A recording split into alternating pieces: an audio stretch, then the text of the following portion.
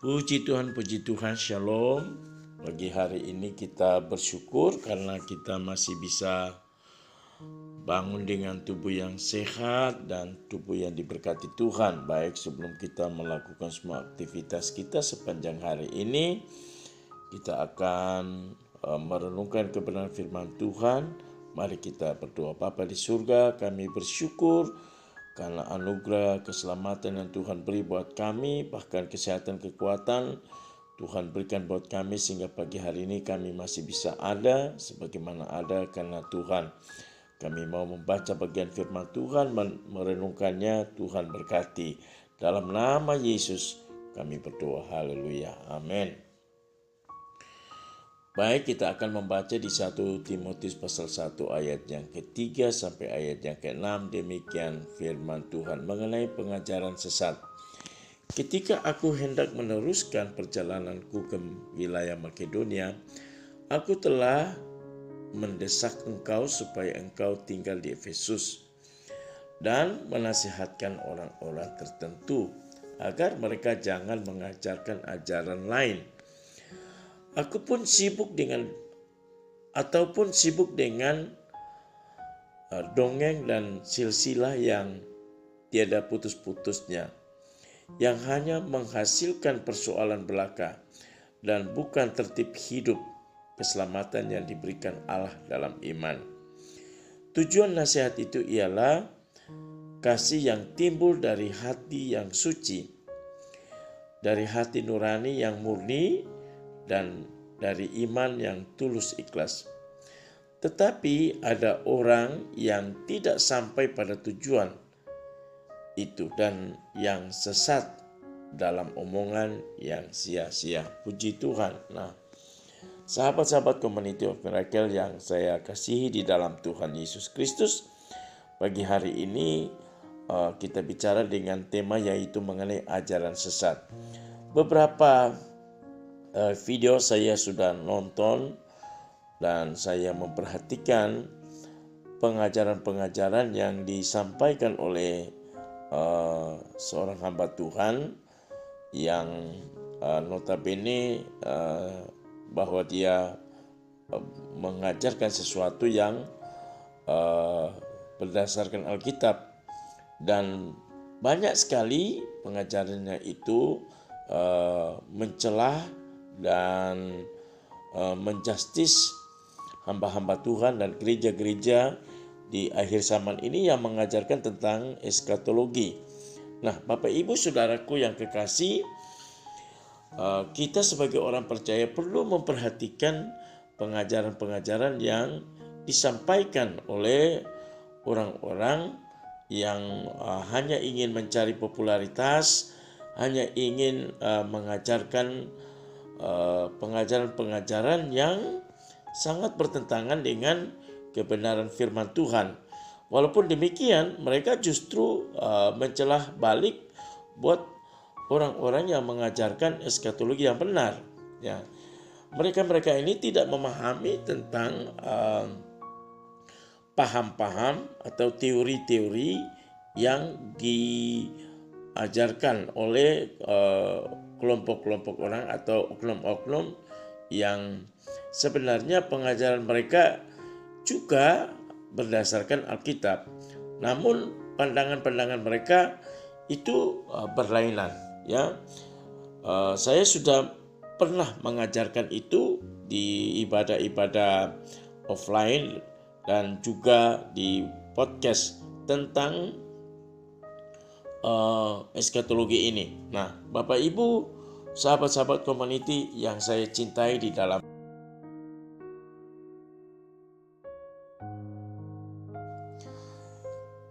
kita perlu mengenal orang-orang yang mengajarkan kebenaran firman Tuhan dengan tujuan-tujuan yang hanya untuk memuaskan ya kelompok mereka, hanya memuaskan kepentingan-kepentingan mereka, sehingga mereka mengajarkan pengajaran-pengajaran itu. Nah, tentu orang-orang itu yang mengajarkan pengajaran itu, yang pertama bahwa mereka tidak memiliki kasih, ya, kasih yang mereka yang mereka miliki adalah kasih yang bukan timbul dari hati yang murni, ya. Tetapi ada kepentingan-kepentingan dan juga bukan dari hati nurani yang murni, ya. Jadi hati yang bukan timbul dari hati nurani yang suci, juga hati nurani yang murni dan tidak memiliki iman yang tulus ikhlas. Nah, tetapi orang-orang yang mengajarkan pengajaran-pengajaran yang seperti itu, mereka memiliki tujuan-tujuan yang sia-sia, mengajarkan sesuatu yang sesat dan omongan-omongan yang sia-sia, selalu menjustis dan menyalahkan orang lain.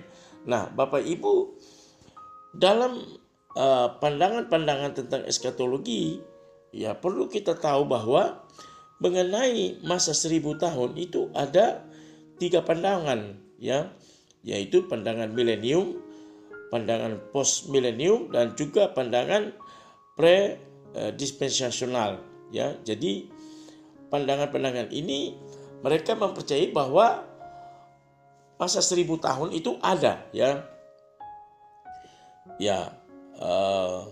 Jadi mereka mempercayai bahwa satu pandangan lagi atau teori yaitu amilenium. Amilenium ini mereka mengakui bahwa kerajaan 1000 tahun itu sudah berlaku dan tidak ada yang 1000 tahun khusus, tetapi semua kerajaan Kristus sudah berlaku sekarang. Tetapi ada pandangan yang mengatakan bahwa ada masa 1000 tahun, ya, ada masa 1000 tahun. Nah, post milenium mereka mengakui bahwa kedatangan Tuhan Yesus itu nanti terjadi sesudah masa 1000 tahun. Sedangkan paham predispensasional, mereka ini mempercayai adanya rapture, ya. Jadi kembali kepada amilenium, mereka tidak mengakui adanya rapture, mereka juga tidak mengakui adanya second coming atau kedatangan Tuhan yang kedua kali. Ya, tentu mereka juga tidak akan menerima tentang tribulasi dan juga penghukuman Tuhan. Nah, sedangkan pre-dispensasional mereka percaya akan adanya masa rapture. Mereka juga mempercayai adanya tribulasi, ya. Mereka juga mempercayai adanya second coming atau kedatangan Tuhan yang kedua kali di tahap yang kedua. Mereka juga mempercayai adanya masa 1000 tahun, ya, masa 1000 tahun damai. Nah, Bapak Ibu Saudaraku yang kekasih, jadi di sini kalau kita betul-betul memperhatikan firman Tuhan, maka pengajaran-pengajaran yang disampaikan oleh firman Tuhan itu berdasarkan firman Tuhan, dan ini harus kita imani, harus kita percayai bahwa akan ada masa rapture, ya, pengangkatan. Ya, jelas itu terdapat di dalam 1 Tesalonika pasal yang 4 ayat 13 sampai ayat yang ke-18. Nah, itu tentang masa rapture. Jadi bukan tidak ada rapture, ada rapture. Jadi karena ada rapture berarti gereja Tuhan tidak akan mengalami masa tribulasi, ya. Jadi gereja sudah diangkat sebelum masa tribulasi atau antikris. Kemudian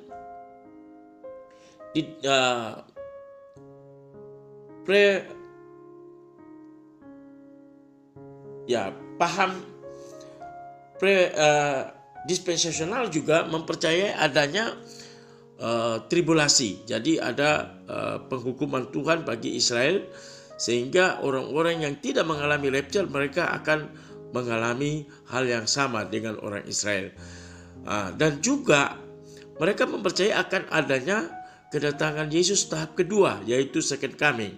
Ya, Yesus menginjakkan kaki di bumi. Ya, jadi kalau rapture itu Yesus hanya di awan-awan, datang di awan-awan dan menjemput gereja Tuhan.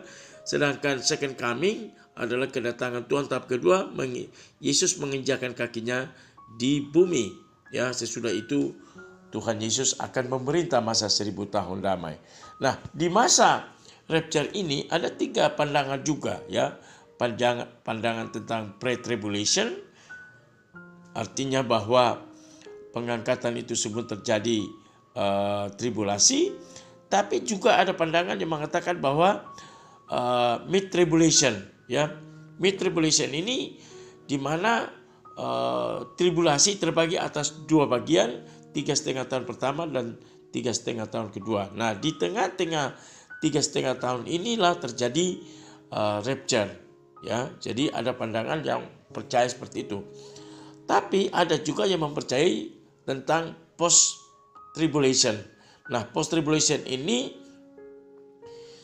mereka mempercayai adanya ya sesudah masa tribulasi baru gereja mengalami rapture, ya. Jadi ada 3 pandangan. Itu sebabnya kita harus percaya bahwa pandangan-pandangan ini memiliki dasar Alkitab. Namun kita juga tidak bisa memaksakan, ya, karena jelasnya kedatangan Tuhan itu tidak seorang pun yang tahu. Baik itu rapture maupun second coming, tidak ada orang yang tahu. Itu sebabnya firman Tuhan katakan bahwa kita harus berjaga-jaga. Karena waktu dan masanya kita sendiri tidak tahu. Nah, mengenai antikris, jelas antikris akan bekerja, ya, karena itu firman Tuhan sudah menetapkan, ya, antikris akan bekerja, ya. Tapi ingat sekali lagi, orang percaya atau gereja Tuhan tidak akan mengalami antikris, ya. Selama masa 7 tahun itu gereja sudah diangkat, ya. Gereja sudah diangkat. Gereja ada di surga masa tribulasi itu. Nah, di surga gereja akan mengalami penerimaan mahkota, kemudian akan ada pesta anak domba Allah. Jadi pesta anak domba itu bukan di bumi tapi di surga. Nah, pandangan-pandangan ini bagi mereka yang lain yang mengajarkan hal yang tidak benar, mereka tidak mengakui itu semua. Bahkan mereka mempercayai bahwa gereja Tuhan, orang percaya akan disiksa oleh antikris, ya, oleh antikris. Jadi sekarang kita harus memilih yang benar. Mana yang sebenarnya? Ya, firman Tuhan mengatakan, ya, kalau kita membaca firman Tuhan tidak sepenuhnya atau tidak seluruhnya, maka kita tidak akan menemukan tafsiran yang benar. Misalnya pagi hari ini, mari kita memperhatikan kebenaran yang benar supaya dalam kehidupan kita hari lepas hari benar-benar kita ada di dalam kebenaran firman Tuhan. Kita tidak akan disesatkan oleh pengajaran-pengajaran yang sesat. Puji Tuhan. Baiklah, demikian firman Tuhan.